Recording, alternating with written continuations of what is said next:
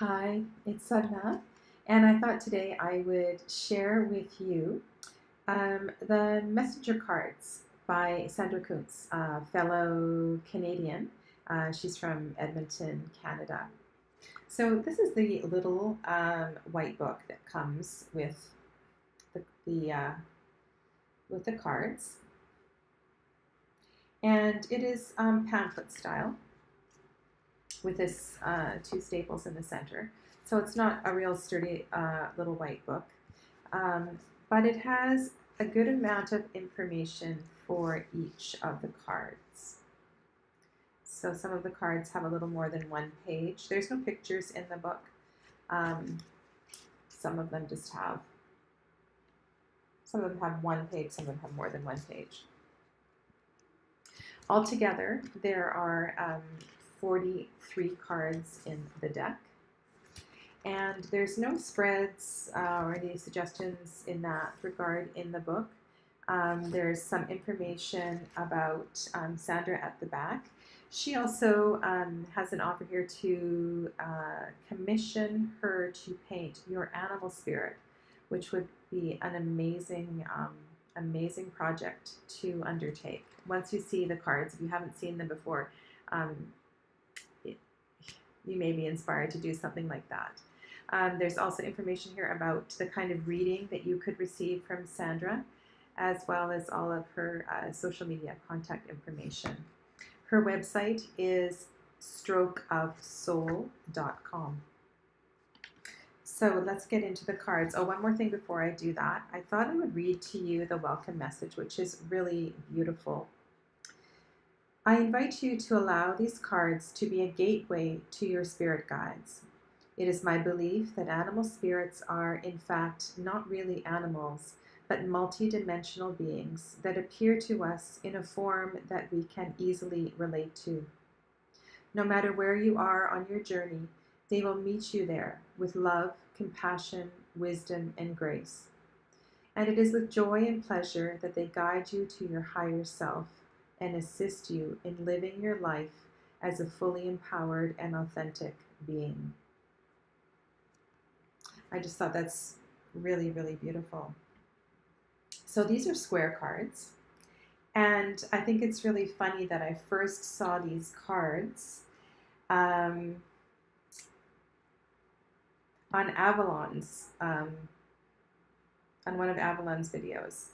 So a fellow Canadian's cards were introduced to me by an Aussie. I think that's really funny. So here's number one, new creation. There are 3 butterfly cards in the deck. Heart of Fire. This is a really beautiful card. I don't know if you can see the reds. There is so much passion in the background design. The messages are really lovely on these cards. The Illusionist. This is a really mystical looking card. It has a real feel of otherworldliness, of magic to it, and yeah, the dragonfly, of course, special medicine from the dragonfly. This is an elk, so good Canadian representation here with the lovely birch trees and the full moon, fertile ground. This is the only card that has 2 different animals on it. And her intention with this card was to balance the male and female energy. So, yeah, really potent energy from both the creatures here. They're both in motion. And the blood moon in the background is just so powerful. You can almost hear the animals talking to each other. Love that card. Okay, here's another amazing card. Our sacred selves with the dove. Kind of a Christian feel to that. Balance. So, second butterfly card. Trust yourself.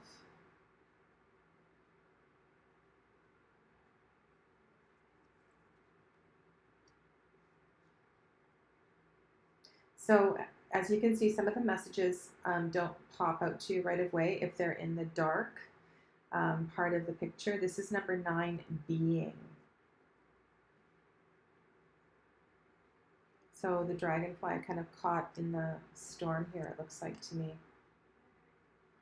Self-love. I really like this card. Not just the watercolors, but the reflection in the water, in the puddle, um,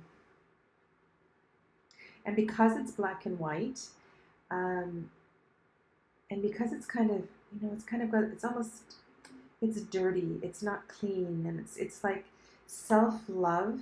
No matter what I look like, no matter what the weather is, um, no matter what the circumstances are, I'm going to love myself, and I am committed to loving myself. There are many Raven cards in this deck. I think there's 11. So this is definitely a bird dominant deck. If you read my blog, I've got some more opinions on some of these cards. That's Breaking Free, number 11. 12, Grace, Swan, the Grace of the Swan.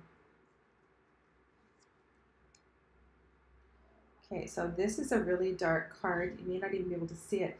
This is a bison, and there's some beautiful dot work in the black, showing the movement in the air. So the bison is moving at night. This is number 13, Alchemy.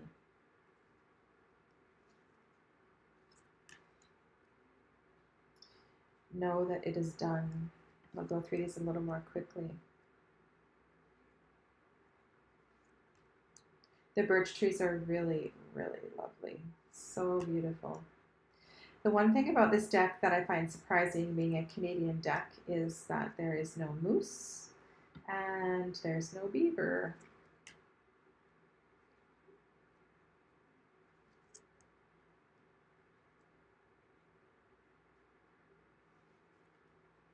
This is one of my favorite cards. The textures on this card are just amazing. I just love the artwork. And the destiny of one. The metaphor of the web that we are all a part of, the metaphor of, the sweater, and you pull one piece of thread and we all are affected and we all move. I just find it's a super potent card for me. I really like this card. So like I said, lots of ravens. Sandra must really love her ravens. And look at the Arctic wolf. Just beautiful.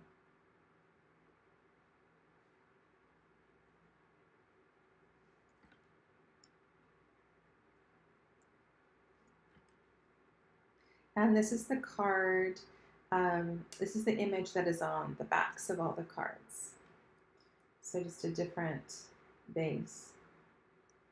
So this is number 26. And this is a white raven. I've never actually seen a white raven, so I don't know if that is the artist's creation or it's an actual animal.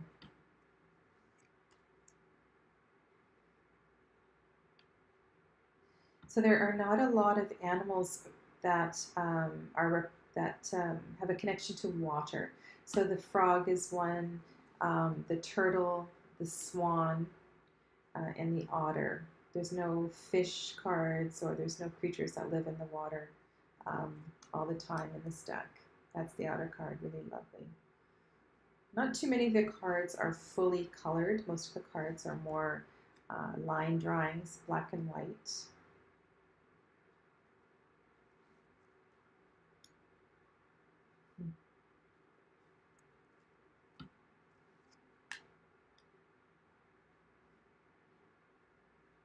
I believe there's 3 hummingbird cards. And the eagle. 3 butterflies, 3 hummingbirds. And the swallow here is really lovely. I feel the air in this deck. I feel the air and the movement of the birds, the insects, the butterflies. It's a very, very graceful in that way.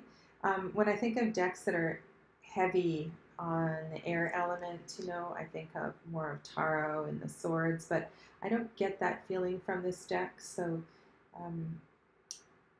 because the messages are so beautiful and the artwork is so beautiful, I think this is going to be a very spiritual deck. This could complement any reading. If you like to do pull an oracle card after you've done a tarot reading. I find this picture fascinating. I've never actually seen a grizzly bear. I've lived in a couple places in Canada and only where there are bears, and only seen the black bears. He, to me, looks like he's not in this plane.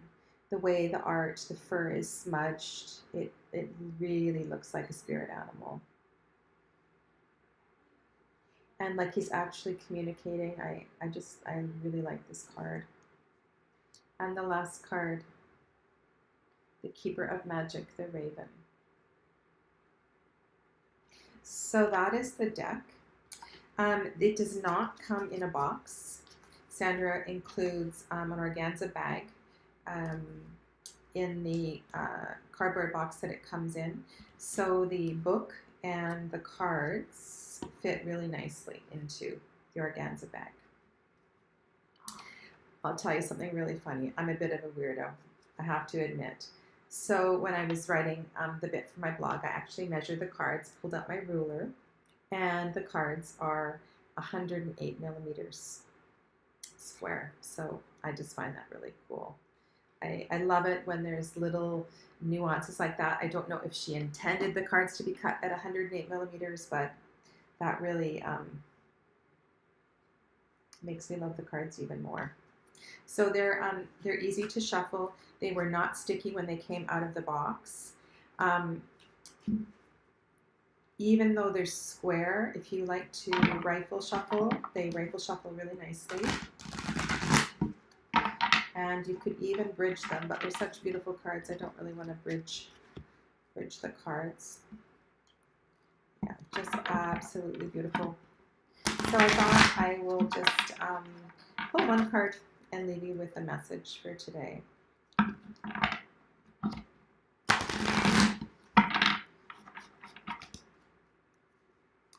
So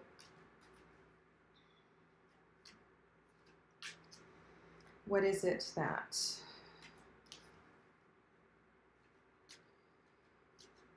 where does the light need to be shown today?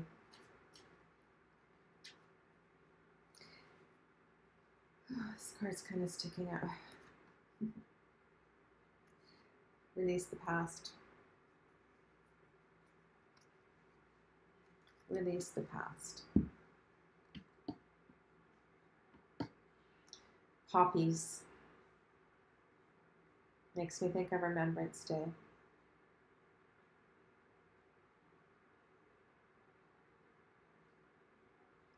You know, this is a card about clinging. It's a card about holding on to story, and our stories that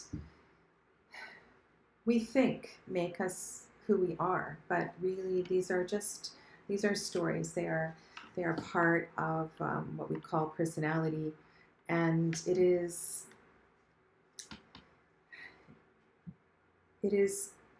part of our attachment. It's part of our attachment to this world, and it is what makes things so very, very difficult, is that when we live in our stories and we repeat our stories and we share our stories with anyone who's willing to listen to them for the millionth time, we are really not doing ourselves any service at all. So this card really is it's an invitation to step out of our stories.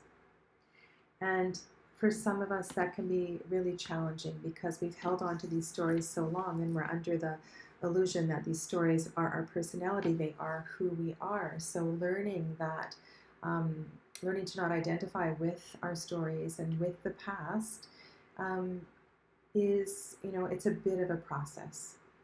So one of the easiest ways to begin to release story is to do some meditation work and to learn to slow down the mind and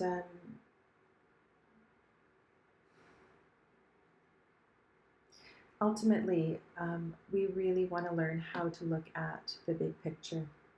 So spending more time, spending more quiet time, spending more time alone will really help in releasing the stories and getting to know who you really are, getting to know yourself at a soul level as opposed to a story level. And this is this is something we just all have to work with really on a daily basis, because when we think that we finally have released one story, we've released one part of our past, then for some reason, something else arises and it may be as difficult or even more difficult as the one that you were just dealing with. So, yeah, it's a process. Release the past. Let go of your stories. So I'll leave you with that. Namaste. Stay well, and I'll see you soon.